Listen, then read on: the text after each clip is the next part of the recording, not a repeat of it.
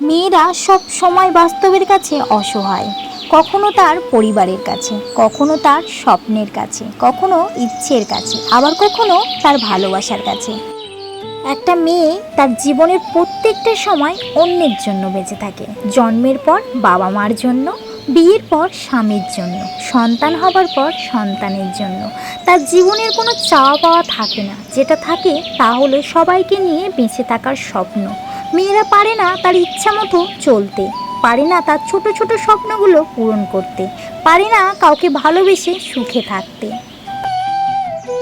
শুভ সকাল আমার প্রিয় বন্ধুরা, সবাই কেমন আছো? আশা করি তোমরা যে যেখানে আছো ভালো আছো আর সুস্থ আছো। তোমাদের আশীর্বাদ আর ভালোবাসায় আমরা সবাই ভালো আছি। আমার নতুন ব্লগে তোমাদের সকলকে স্বাগত জানিয়ে আজকের ভিডিওটা শুরু করছি।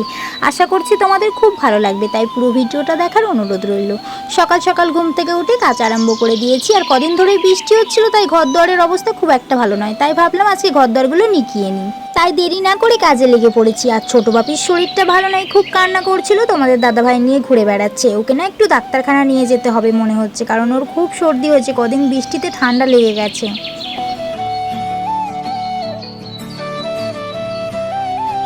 একটা মেয়ে যদি বাবা মার কথা মতো চলে তাহলে সে খুব ভালো মেয়ে, আর যদি বাবা মার কথা না শোনে, বাবা মার অবাধ্য হয়ে চলে, তাহলে সে খুব খারাপ মেয়ে। ভালোবাসার মানুষটার হাত ধরে চলে গেলে ভালোবাসার মানুষটার কাছে সে খুব প্রিয় হয়ে যায়, কিন্তু পরিবারের কাছে খুব খারাপ আর বাজে মেয়ে হয়ে যায়।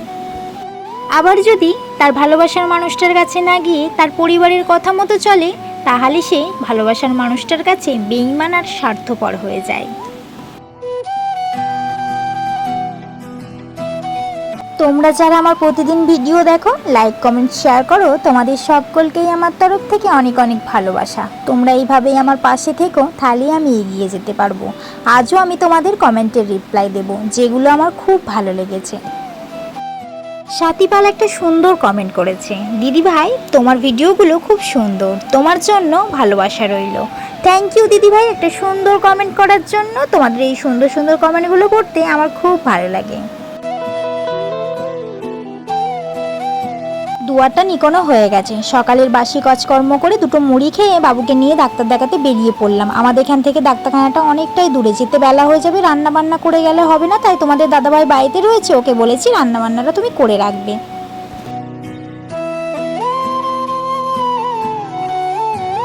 দেখো বন্ধুরা, কাকে দিয়েছি রাজার পাট। তোমাদের দাদাভাইকে আমি রান্না করতে বলে গেছিলাম, কিন্তু রান্না বান্না করেছে, আলু ভাতে ভাত করেছে, আর বাকি ঘর দুয়ারের অবস্থা যেমনকার তেমন পড়ে আছে। কোথাও গিয়ে এসে আমাকে এগুলো একদম ভালো লাগে না, কিন্তু কিছু করার নেই, আমাকেই সব গুছোতে হবে। তাই ছোট বাবুকে ঘুম পাড়িয়ে দুটো খেয়ে নিয়ে তাড়াতাড়ি করে কাজে লেগে পড়েছি। আর এদিকে বড় বাপিকে রেখে গেছিলাম, বড় বাপিরও অবস্থা খুব একটা ভালো নয়, তাই ওকে আমি আরেকবার গাটা ধুইয়ে জামা কাপড়গুলো পাল্টে দিচ্ছি।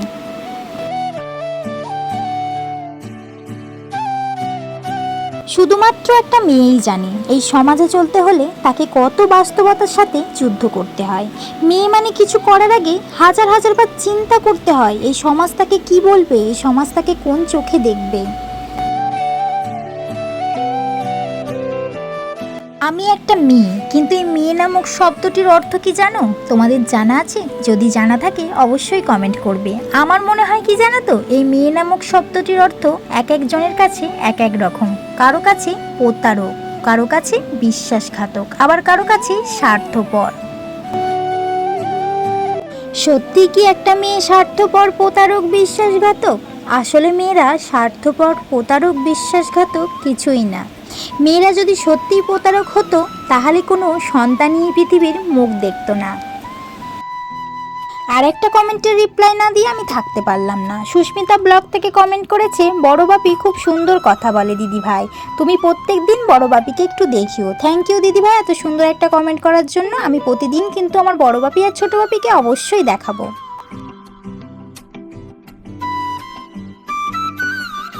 আমাদের বাড়ি ফিরতে অনেকটাই অবেলা হয়ে গেছে, এখন বিকেলবেলা, স্নানটাও করা হয়নি। ভাবলাম স্নান করার আগে কিছু বাসন আছে সেগুলো মেজে নেবো। আর তোমাদের দাদাভাই তো রান্না করেছে, অল্প চাল নিয়েছিল, সেগুলো সবার দুপুরবেলা খাওয়া হয়ে গেছে, তাই রাতের জন্য আমাকে আবার রান্না করতে হবে। তাই হাঁড়িটা ধুয়ে এখন জলটা ধরে নিচ্ছি।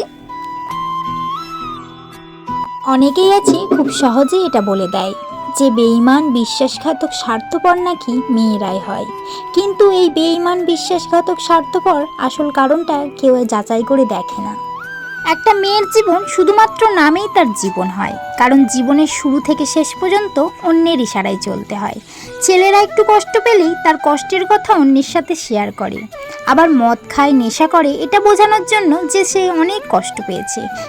আর মেয়েরা হাজার কষ্ট পেয়েও কাউকে কিছু না বলে চুপচাপ সহ্য করে যায়, নিজের কষ্টের কথা বলতে ভয় পায়। যদি এই কথাটা কেউ জেনে বাড়িতে অশান্তি হয়, তার জন্য কাউকে কিছুই বলে না, কাউকে কিছু জানতেও দেয় না।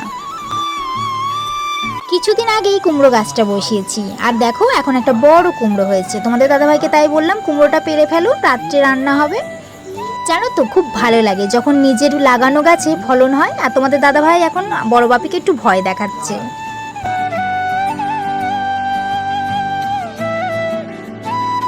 এখন রাত 8:30 বাজছে। দোনা মোনা করছিলাম যে রুটি করব না ভাত বসাবো, তারপরে ভাবলাম যে না অনেকটা রাত হয়ে গেছে, তাহলে ভাতটাই বসিয়ে দিই, তাড়াতাড়ি হয়ে যাবে। কিন্তু রুটি করতে না অনেকটাই দেরি হয়ে যায়। আবার কি জানো তো, রাত্রে রুটি করলে না রাতে ঘুম আসতে চায় না। এমনিতেই তো পুচকু সোনাকে নিয়ে ঘুম হতে চায় না, কারণ ও তো সারা রাত জেগে বসে থাকে, আমাকেও জেগে থাকতে হয়। তারপর যদি আমি রুটি খাই তাহলে গ্যাস হয়ে যাবে, তারপর আবার শরীর খারাপ করবে। তার জন্য আজকে রুটি আর করবো না, ভাতটাই ভালো।